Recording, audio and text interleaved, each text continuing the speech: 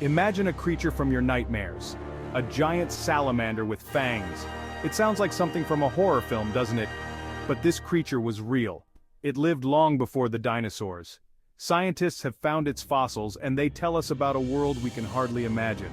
This wasn't just any salamander, it was huge, bigger than any salamander alive today. And it had fangs, real sharp fangs for catching prey. It lived in lakes and rivers, and it was the top predator of its time. Nothing else in the water could challenge it. The discovery of this creature is exciting. Let's take a closer look at this amazing creature. It was big, really big. Some were as long as a car, that's much bigger than any salamander today. And it had a secret weapon, fangs. Not just teeth, but real fangs. Like a saber-toothed tiger, but in the water. These fangs were perfect for catching prey. They could grab fish and hold them tight. The salamander's body was long and flat. It had a tail for swimming. Its legs were short but strong. It was the king of its watery world. The world of the giant salamander was very wet. There were huge lakes and rivers. The land was covered in forests, but these weren't the forests we know. There were no flowers, no grass, just strange ancient plants. The air was different too. It had more oxygen than today. In the water, life was thriving. There were fish of all sizes. There were other amphibians too, but none as big as our giant salamander. The lakes were warm and full of food. It was a perfect place for a big predator to live. The salamander could swim and hunt easily. On land, things were different. There were no big animals yet. It had everything it needed to thrive and grow. Let's talk about when this creature lived. It was a long, long time ago, before the dinosaurs, even before the first reptiles. This was the Carboniferous period. It started about 359 million years ago. It ended about 299 million years ago. That's a long time. During this time, the world was very different. The continents were all joined together. They formed one big landmass called Pangaea. The climate was warm and wet.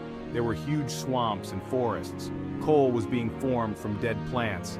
That's why it's called the Carboniferous. In the water, life was booming. Fish were everywhere. Some had lungs and could breathe air. These were the ancestors of land animals. It was a time of giants, both in water and on land. Life in prehistoric lakes, hunting and survival. Let's imagine a day in the life of our giant salamander. This ancient predator has adapted perfectly to its environment over millions of years.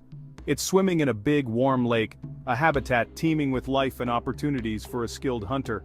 The water is murky, full of plants and small animals. The salamander is hungry, it's looking for food. Every movement in the water could be a potential meal. Its eyes on top of its head scan the water. It's patient. This patience is key to its survival. It can wait for hours. Suddenly it sees movement, a fish. The salamander's senses are finely tuned to detect even the slightest disturbance. Big, but not as big as the salamander. The chase is on. The salamander's powerful muscles propel it forward with incredible speed. The salamander is fast in the water. Its agility is unmatched in this prehistoric lake. Its long body and tail help it swim. These physical adaptations make it a formidable predator. It catches up to the fish. The prey has little chance of escape. Those big fangs come in handy now. They grab the fish, it can't escape.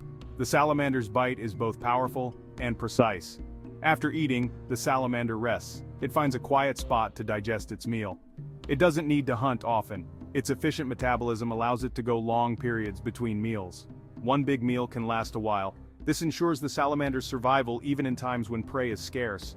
It might crawl onto land to breathe air or to move to another lake. This ability to traverse both land and water makes it highly adaptable. But it's safer in the water. Here it reigns supreme as one of the top predators of its time. Giants among us, modern salamanders and their ancestors. These fascinating creatures have a long and storied history that dates back millions of years. You might wonder if we have anything like this giant salamander today.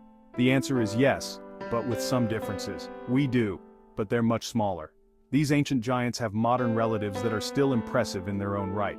The Chinese giant salamander is the biggest of them all. It holds the title for the largest living amphibian. It can grow up to 1.8 meters long, which is about 6 feet. That's big, but not as big as our ancient friend who could grow even larger. Student as S5. These modern giants live in rivers in China, where they navigate through rocky streams and clear waters. There are other big salamanders too. The Japanese giant salamander, which is also quite large and fascinating. The hellbender in North America is another example. Though not as large, it is still a significant member of the salamander family. They're all related to our ancient giant.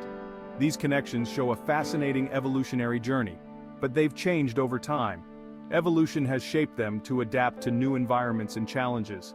They've adapted to a different world, a world that has seen significant changes in climate and geography, a world with more predators, with different food sources, and with the presence of humans which has impacted their habitats. These modern salamanders are amazing creatures. They possess unique features that have helped them survive through the ages. They breathe through their skin, a remarkable adaptation that allows them to thrive in their aquatic environments. They can regrow lost limbs, showcasing their incredible regenerative abilities. Some can live for over 60 years. They're living fossils, a testament to the enduring legacy of their ancient ancestors. Section 8. The food chain of the past, predator and prey. In the world of the giant salamander, the food chain was different. Our salamander was at the top. It ate big fish, maybe even other amphibians. But what ate it? Not much. It was too big for most predators. Maybe only others of its own kind were a threat. Below the salamander were many other creatures. Smaller amphibians, lots of fish. Some were armored with thick scales, others were quick and agile. There were also insects in the water, and small crustaceans, like shrimp or crayfish. All these were food for our giant. On land, the food chain was just beginning. Small reptile-like animals were appearing. They ate insects. Section 9. Adapting to a changing world. Evolution of amphibians. The story of the giant salamander is part of a bigger story. The story of how amphibians evolved. Amphibians were the first vertebrates to live on land. They started as fish that could breathe air. Over time, they developed legs. They could leave the water. Our giant salamander was part of this journey. But it chose to stay mostly in the water. It grew big there. It was successful. But other amphibians took a different path. They became more land-based. They laid eggs on land. They developed better lungs. As the world changed, amphibians had to change too. The climate got drier. There were new predators. Some amphibians got smaller. They hid better. Others developed poison skin. Section 10. Piecing together the puzzle. What fossils tell us. Fossils are like puzzle pieces from the past, each one holding a fragment of a story that has been waiting millions of years to be told. Each fossil tells us something unique and valuable about the history of life on Earth. The giant salamander fossils, for instance, provide a wealth of information. They reveal the shape of this ancient creature, its size, which varied greatly, and even clues about its diet. We can see the marks of its fangs, which tell us about its feeding habits. The bones of its prey found nearby add more pieces to the puzzle. It's like reading a very old book, where each page is a fossil, and each fossil is a chapter in the story of life. However, fossils don't tell us everything. There are gaps in the story. We can't see the salamander's color or hear the sounds it made. To fill in these gaps, we use clues from modern animals that are similar. We also study the rocks where the fossils were found, which can tell us about the environment the salamander lived in. Scientists use a variety of tools, including microscopes, X-rays, and chemical tests, to learn as much as possible from each fossil. Sometimes we find surprises in fossils, like the contents of the animal's stomach.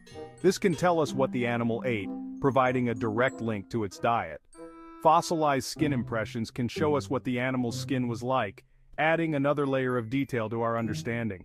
Every little detail helps us piece together the grand puzzle of Earth's history, revealing the fascinating story of life that once was. Section 11. A window to the past. The importance of this discovery. Why does this old salamander matter? It's more than just an interesting story. It helps us understand our world, how life evolved, how ecosystems work. It shows us that the world is always changing. Animals come and go, habitats change, nothing stays the same forever. This discovery also reminds us how much we don't know. There are still mysteries in the rocks, new fossils to find, new stories to uncover. Every discovery changes what we know. It makes us ask new questions. It keeps science exciting and alive. The giant salamander teaches us about biodiversity, about how animals adapt. It shows us that there were amazing creatures long before dinosaurs.